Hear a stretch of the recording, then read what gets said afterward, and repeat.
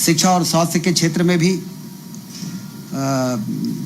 5 medical college से 14 medical college हमारे मध्य प्रदेश में हो गए। इस वर्ष 3 मेडिकल कॉलेज अभी और शुरू होंगे, मंदसौर, नीमच और सिवनी में।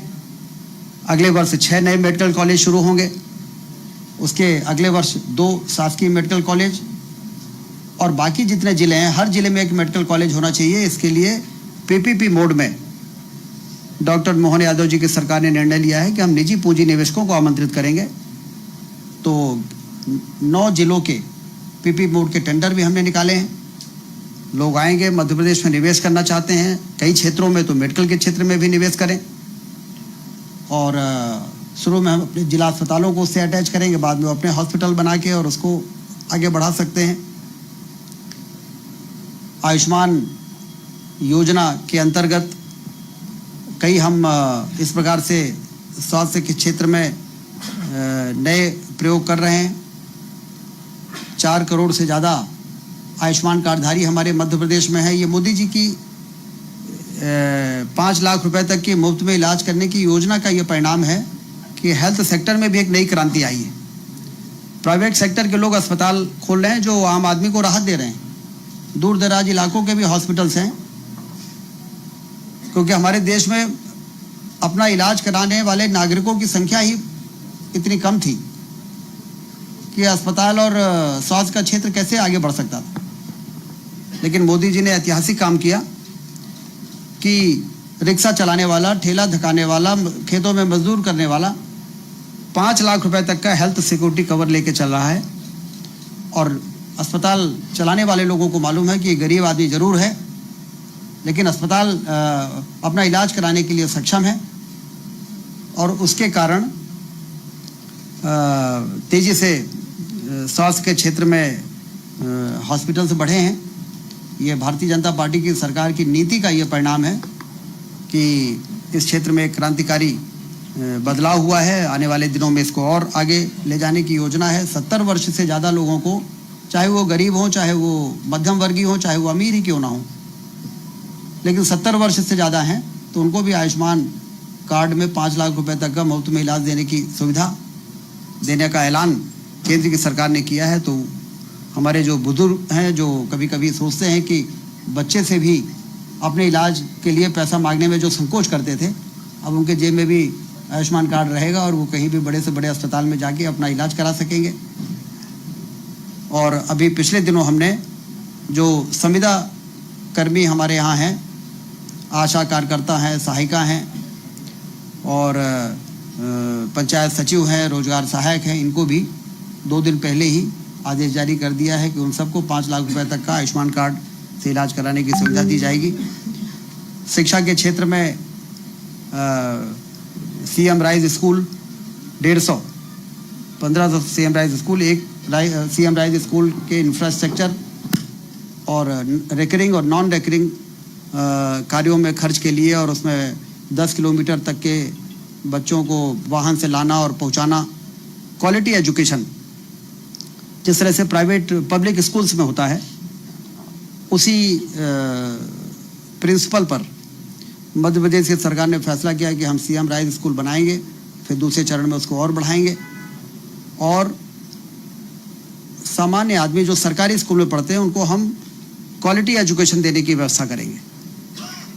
क्योंकि एजुकेशन यदि समान है तो सभी को आगे बढ़ने का पर्याप्त मौका मिलता है। लेकिन जो सक्षम लोग होते हैं वो तो बड़े बड़े स्कूलों में अपने बच्चों को भेज सकते हैं, पढ़ा सकते हैं, लेकिन गरीब आदमी तो सरकारी स्कूल में भेजता है। तो सरकारी स्कूलों की स्थिति बेहतर होनी चाहिए, पुरानी मांग है। उन सब चीज़ों को ध्यान में रखते हुए ये एक बड़ी अच्छी शुरुआत है। इसी प्रकार से डॉक्टर मोहन यादव जी ने पीएम कॉलेज ऑफ एक्सीलेंस, हर ज़िले में एक जो हमारा सरकारी कॉलेज है उसको हम उस लेवल तक ले जाएंगे जैसे आईआईटी होता है, आईआईएम होता है। उच्च स्तर के जो हायर एजुकेशन के जो सेंटर्स हैं उस लेवल पर ले जाकर उसको हम स्थापित करें। तो पीएम 14 तारीख को हमारे गृह मंत्री अमित शाह जी आ रहे हैं जो इंदौर से करेंगे और पूरे प्रदेश के जितने भी जिलों का एक कॉलेज का चयन किया गया है उसको PM Shri college of excellence के रूप में उसकी शुरुआत होने जा रही है। तो एजुकेशन हो, हेल्थ हो, इन सभी क्षेत्रों में हमने तय किया है कि हमारे जो सामुदायिक स्वास्थ्य केंद्र हैं वो जिला अस्पताल के लेवल पर आएँ। जिला अस्पताल में डायग्नोस्टिक से लेके सर्जरी से लेके सारी व्यवस्थाएं होती हैं, तो इसलिए वहाँ पर जितनी व्यवस्थाएं उससे ज़्यादा मरीज आते हैं, क्योंकि कम्युनिटी हेल्थ सेंटर में अभी बहुत कुछ सुधार करने की आवश्यकता थी। हम लोगों ने एनालिसिस किया मुख्यमंत्री जी के निर्देश में क्या कमी है कि हम अपने ब्लॉक लेवल पे जो जैसे मध्य प्रदेश में 350 सामुदायिक स्वास्थ्य केंद्र हैं उसको हम उस लेवल पर ले जाएं कि वहाँ सर्जरी भी हो, एनेस्थीसिया वाले भी रहें और रेडियोलॉजिस्ट भी रहें, मेडिसिन के भी स्पेशलिस्ट रहें, गायनी के भी रहें। तो इसमें जो गैप निकल के आया कि हमें लगभग 2500 डॉक्टर चाहिए और आउटसोर्स के लोग चाहिए 15-16 हज़ार, पैरामेडिकल स्टाफ चाहिए। तो इस बजट में मुझे आपको बताते हुए खुशी हो रही है कि पहले चरण में 18,000, दूसरे चरण में 10,000, ऐसा करके 40,000 तक स्वास्थ्य कर्मियों को डॉक्टर मिला के भर्ती करने की तैयारी हमारी है। और जो ग्रामीण क्षेत्रों के स्वास्थ्य केंद्रों में स्टाफ की कमी के कारण स्वास्थ्य सुविधाएं प्रभावित हो रही थी, उसको भी ठीक करने का संकल्प लिया गया है और उसके लिए बजट का प्रावधान किया गया है। हेल्थ का बजट 34% बढ़ा है मध्य प्रदेश में। मेडिकल एजुकेशन और हेल्थ डिपार्टमेंट को एक कर दिया गया है, जिससे आपस में कोऑर्डिनेशन की जो कमी होती थी उससे स्वास्थ्य सुविधाओं में बेहतर करने में जो देरी होती थी उसको भी ठीक कर दिया गया है। तो इस बजट से आप ये देखेंगे कि चाहे वो इंफ्रास्ट्रक्चर हो, चाहे वो हेल्थ सेक्टर हो, चाहे वो एजुकेशन का सेक्टर हो, चाहे वो निवेश का क्षेत्र हो, मध्य प्रदेश निवेश के मामले में अब देश में सबसे प्रेफर्ड डेस्टिनेशन के रूप में देखा जाने लगा है। ये पिछले 15 वर्षों में जो रोड शोज हुए हैं, इन्वेस्टर समिट हुआ है, उससे मध्य प्रदेश की बड़ी मार्केटिंग हुई है। एक और हमने मार्केटिंग की, एक तरफ हमने बिजली की सप्लाई सरप्लस पावर स्टेट बनाया, इंडस्ट्रियल एरिया के डेवलपमेंट किए, लैंड बैंक्स बनाए, और हमारी जो पॉलिसी है इंडस्ट्रियल पॉलिसी उसको हमने ऐसा अट्रैक्टिव बनाया है कि लोग मध्य प्रदेश की ओर आकर्षित होना शुरू हो गए हैं। ये वाल्वो जैसा प्लांट 6 प्लांट इंदौर और यहाँ मिला के 5 यूनिट लगाना कोई ऐसे ही नहीं हुआ है। इसके लिए उनको समझ में आया है कि मध्य प्रदेश में न सिर्फ बिजली की कमी नहीं है, पर्याप्त पानी है, पर्याप्त ज़मीन है, लॉ एंड ऑर्डर भी अच्छा है, शांत प्रदेश है, लॉजिस्टिक्स के मामले में भी सेंट्रली लोकेटेड है। यदि हमारे यहाँ लैंड लॉक्ड स्टेट है, यदि हमारा ये माइनस पॉइंट था कि हम समुद्र के किनारे नहीं हैं, तो हमारा प्लस पॉइंट भी ये था कि हम सेंट्रली लोकेटेड हैं, तो लॉजिस्टिक्स के मामले में अपने प्रोडक्ट को देश के किसी कोने में ले जाने में सबसे बेहतर लोकेटेड प्रदेश है। और यदि हमारे यहाँ पोर्ट नहीं है तो ड्राई पोर्ट हमने बनाए हैं मंडी द्वीप पे और इंदौर में, जहाँ से सारे कस्टम क्लियरेंस वगैरह हो जाते हैं, और यदि कोई एक्सपोर्ट होना है तो यहीं से सारी चीज़ें फॉर्मेलिटीज़ हो जाती हैं और सीधे प्रोडक्ट उनका कंटेनर में लोड होके और जाके और शिप में चला जाता है, वहाँ दोबारा उनको कस्टम क्लियरेंस नहीं कराना पड़ता। ये फैसिलिटी मध्य प्रदेश में इन्वेस्टमेंट प्रमोशन के दृष्टि से जो जरूरी सुधार थे वो किए गए हैं। और इसलिए हम ये कह सकते हैं सामाजिक सरोकार के क्षेत्र में भी आप देखिए, लाडली बहना योजना हो, संबल योजना हो, मोदी जी की किसान सम्मान निधि में उतना ही राशि और ऐड करने की बात हो, इन सारी चीज़ों ने गरीबों को भी आत्मविश्वास से अपना काम करने के लिए उनमें उत्साह भरने का काम किया है। सामाजिक सरोकार के कई ऐसे काम हैं जो दूसरे राज्यों ने हमको फॉलो किया है। लाडली लक्ष्मी योजना, अभी मुख्यमंत्री कन्यादान योजना में जो प्रावधान हुआ है 3 गुना प्रावधान बढ़ा दिया गया है। जैसे गरीब व्यक्ति अपने बच्ची की शादी करने के लिए दूसरों के सामने हाथ फैलाने को मजबूर ना हो। फिगर आप देखेंगे कि 3 गुना मुख्यमंत्री कन्यादान योजना में राशि का प्रावधान बढ़ाया गया है। तो कुल मिला के समग्र रूप से बजट जो है वो गरीब, किसान, युवा और महिलाएं, जो मोदी जी ने कहा है ना कि मेरी नज़र में देश में सिर्फ 4 जातियां हैं, मैं कोई जाति जो समाज को तोड़ने का काम करता है, मैं उसके बजाय मेरे नज़र में तो 4 जातियां हैं, युवा है, किसान है, गरीब है और महिलाएं हैं। उन चारों को केंद्रित करके केंद्र सरकार अपनी नीतियां बना रही है। मध्य प्रदेश की डॉक्टर मोहन यादव जी की सरकार ने भी उसी प्रकार से अपना बजट बनाया है और विकास तेज गति से आगे बढ़े, आर्थिक क्रांति हो, पर्यटन की क्रांति हो, औद्योगिक क्रांति हो। पर्यटन की क्रांति के लिए पीएम श्री जो हेली और वायु सेवा शुरू हुई है, तो आप पता करेंगे कि रीवा से जबलपुर से, भोपाल से जबलपुर और रीवा होते हुए सिंगरौली के जो अभी एक दिन प्लेन चल रहा है, उसमें 2-2 महीने की बुकिंग है, एडवांस बुकिंग है। तो मैंने मुख्यमंत्री जी से कहा है कि अब इसको 3 दिन करिए और फिर इसको डेली करिए। ये टूरिज्म की इतनी संभावनाएं हमारे मध्य प्रदेश में है। 3 मतलब इतने नेशनल पार्क हैं हमारे यहाँ और वाटरफॉल्स हैं हमारे यहाँ। इन सारी चीज़ों को ध्यान में रखते हुए पीएम श्री ये पर्यटन की क्रांति हो और एयर एम्बुलेंस और शव वाहन, ये भी मैं आपको बताना चाहता हूँ कि इसके लिए भी बजट में प्रावधान किया गया है। अब आपने देखा होगा कि एयर एम्बुलेंस शुरू होने के बाद गरीब आदमी जो 1000 रुपये भी अफोर्ड नहीं कर सकता है अपने इलाज के लिए, परिवहन के लिए, उसको फ्री में प्लेन से हम एयरलिफ्ट करके भोपाल और बड़े अस्पतालों में पहुंचा रहे हैं और ऐसे ही शव वाहन भी हम शुरू कर रहे हैं। तो इस प्रकार से ये बजट जो है ये गरीबों के, किसानों के केंद्र में रखते हुए बजट बना है और दूसरी ओर इंफ्रास्ट्रक्चर में तेज गति से काम हो और एक रोबस्ट इंफ्रास्ट्रक्चर मध्य प्रदेश में निर्मित हो। उस दिशा में जो काम चल रहे थे उसको अपने मुकाम तक पहुंचाने वाला ये बजट है।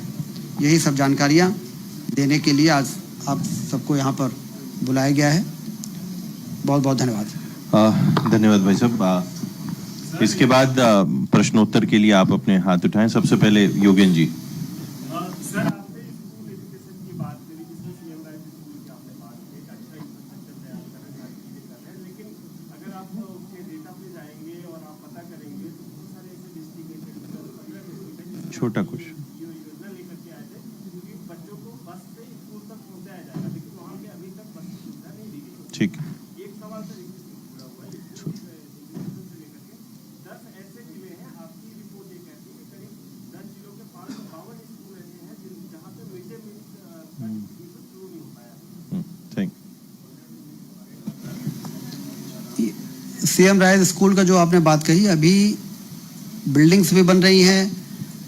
अब टीचर्स का तो रिक्रूटमेंट हो गया है, जिस लेवल के टीचर्स को लाने की जो क्राइटेरिया बनाया गया था, और बाकी चीज़ें अंडर प्रोसेस है। तो अभी ये पूरी तरह से आने वाले महीनों में आपको देखने को मिलेगा। गोविंद जी, एक मिनट राज। योगेन भाई रुको ना। हाँ ठीक है, गोविंद जी। अभी आपने एक्सप्रेस वेज की बात की थी, उसमें सिंगरौली में एक अधिकारी और दलालों के बीच एक गठबंधन एक्सपोज हुआ है। रातों रात 2500 मकान बना दिए गए कंपेंसेशन की करप्शन के लिए। उसकी कोई जांच ना कर पाई अधिकारी भी है रेलवेज में कि हाईवे में? प्रयागराज से सिंगरौली, तो उसमें ज़्यादा यूपी का एरिया होगा।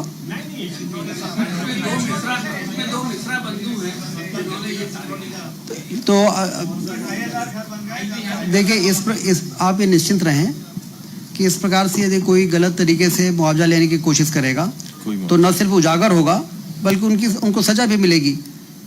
मुआवजा तो मिलेगा नहीं, बल्कि कटघरे में वो आएंगे। आप जैसे जागरूक पत्रकार यहाँ पर उपस्थित होकर और जब इस तरह की बातें उठाएंगे तो कौन बचेगा? राजेंद्र रायकवार जी। राजन जी बोलिए। राजन जी बोलिए ना प्रश्न। हाँ एक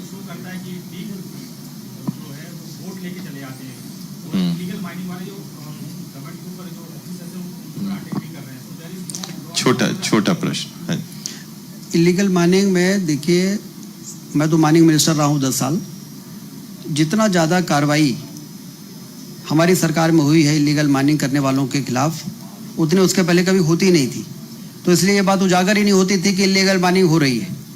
लेकिन हम लोगों ने किसी को छोड़ा नहीं है और इसीलिए ये लोग पकड़ में आते हैं, इसीलिए टकराव भी होता है, कभी कभी दुर्भाग्यपूर्ण घटना भी हो जाती है। लेकिन उनके साथ ना तो कोई कंप्रोमाइज़ करता है। यदि मान लीजिए कोई फील्ड का अधिकारी इसमें संलिप्त भी रहता है तो समय समय पकड़ा जाता है। कुल मिला के 0 टॉलरेंस पर इलीगल माइनिंग पे हमारी सरकार काम कर रही है। सुचन्ना जी। आपने अभी बोला है आपका सरकार ने बहुत ambitious एक प्रोजेक्ट दिया है कि 2500 डॉक्टर्स को आप कम्युनिटी हेल्थ सेंटर्स में भेजेंगे। जो डॉक्टर यहाँ से डिस्ट्रिक्ट हॉस्पिटल ही नहीं जाना चाह रहे हैं, वो कम्युनिटी हेल्थ सेंटर कैसे जाएंगे? ये चुनौती है, आपने बहुत सही सवाल किया है। और जब ये पदों की स्वीकृति हुई तो मैंने भी यही कहा था कि इन डॉक्टरों को कम्युनिटी हेल्थ सेंटर में भेजना हमारे लिए चुनौती है। इसके लिए जो भी हम इनको ल्यूक्रेटिव ऑफर दे सकें, हमें उसके बारे में विचार करना चाहिए और उनको ऑफर करना चाहिए। जैसे हम इन सर्विस MD और MS करने वालों को नीट में जो ऑप्टेंड मार्क होता है उसमें 10% इंसेंटिव देते हैं कि यदि आप मध्य प्रदेश में काम कर रहे हैं और यदि आप हमारे रूरल एरिया में काम करेंगे तो इस तरह से हम इंसेंटिवाइज करेंगे आपको। इसी प्रकार से कुछ मॉडल पे हम लोग विचार कर रहे हैं। हमारी कोशिश यही है कि जो भी नई भर्तियां हो रही हैं वो ग्रामीण क्षेत्रों में जो डॉक्टरों की कमी है वहाँ पर उसकी प्रतिपूर्ति हो जाए। रूपेश पत्रिका जी। सर, मैं रुपेश पत्रिका से। सर, मेरा प्रश्न ये है कि नारकोटिक्स विभाग के पिछले 5 साल के आंकड़े ये कहते हैं कि विंध्य में 90% और रीवा में 80% केमिकल नशा जो है वो पकड़ा जाता है। मेडिकल नशा पकड़ा जाता है, खासतौर पे कोरे में। अभी छोटा। आप यूपी भी गए थे, क्या पुलिस इस दिशा में काम कर रही है? क्योंकि कभी कोई बड़ा गिरोह नहीं पकड़ा जाता। मेडिकल नशा के मामले में आपने बहुत अच्छा सवाल किया। अभी जब हमारी सरकार बनी, क्योंकि अब विंध्य क्षेत्र बहुत तेज़ी से इंफ्रास्ट्रक्चर के मामले में और अन्य क्षेत्रों में आगे बढ़ रहा है, तो मैंने अधिकारियों को बुला के और कहा कि ये सारा विकास तो आने वाली पीढ़ी के लिए हो रहा है। यदि आने वाली पीढ़ी उस फल को खाने की स्थिति में नहीं रहेगी तो फिर ये विकास किस काम आएगा। इसलिए कोरेक्स को पूरा हमें समूल जड़ से समाप्त करना है। इस नशा में जो लोग आ गए हैं उनको सुधारना और जो लोग सप्लाई कर रहे हैं अवैध उनको पकड़ना, उनके अड्डों पर प्रहार करना। मनोज सैनी। एक मिनट अभी मैं ले रहा हूँ, 1 सेकंड आप रुकिए ना भैया, अभी मैं पूछवाता हूँ, रुकिए। मनोज सैनी जी। उनका जवाब आ गया ना? उनका जवाब आ गया ना? संतुष्ट है आप ना? जी आ गया ना? रूपेश आ गया। ठीक है भाई साहब, कंटिन्यू करिए।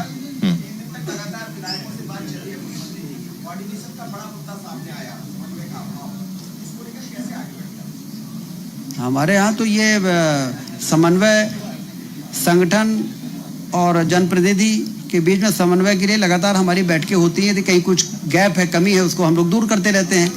सब मिलके एक मिशन के लिए काम कर रहे हैं। मिशन हमारा है हिंदुस्तान को नंबर 1 का देश बनाना और मध्य प्रदेश को नंबर 1 का राज्य बनाना। और उस मिशन के अंदर समन्वय की बीच में बैठ के हमारी एक रूटीन प्रोसेस है। प्रिंस कुछ प्रश्न यहाँ से ले लिए। रुकिए नरेश जी, प्रिंस पूछो, जल्दी पूछो। आइए प्रिंस। हाँ आप बैठो, जब पूछा जाएगा।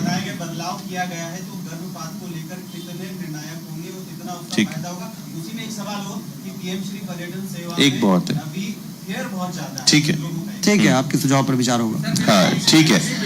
रुकिए ना नरेश भैया, रुकिए ना, अभी आ रहा हूँ। शेफाली जी प्रश्न पूछिए जल्दी से।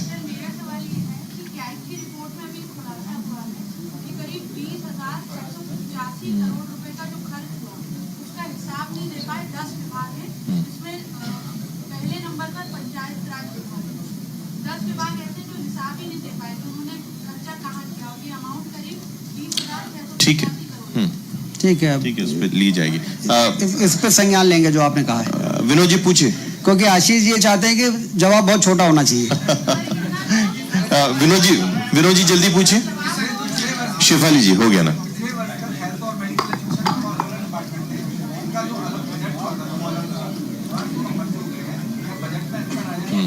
चलिए, बजट में बढ़ोतरी हुई। बढ़ोतरी हुई।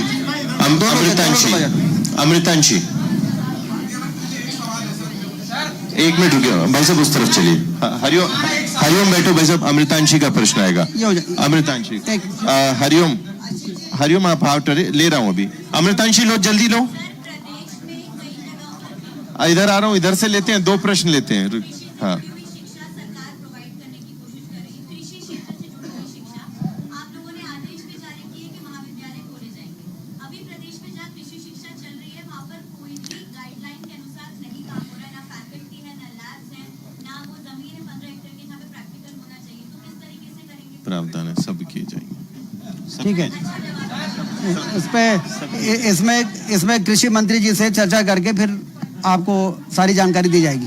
चलिए, 1 मिनट। हरिओम 1 मिनट। दीदी, हरिओम दीदी का प्रश्न होने दो। हरिओम दीदी का प्रश्न होने कर दो। लीजिए तो शांत हो जाएंगे। हाँ। हरिओम बैठो जरा। दीदी आप प्रश्न पूछो। अरे दीदी आप प्रश्न पूछो। हरिओम, चलिए कोई बात, चलिए पूछिए। जैसा आप कहेंगे करेंगे। हाँ ठीक है, दीदी पूछिए। आइए दीदी। हाँ चलिए, ठीक है।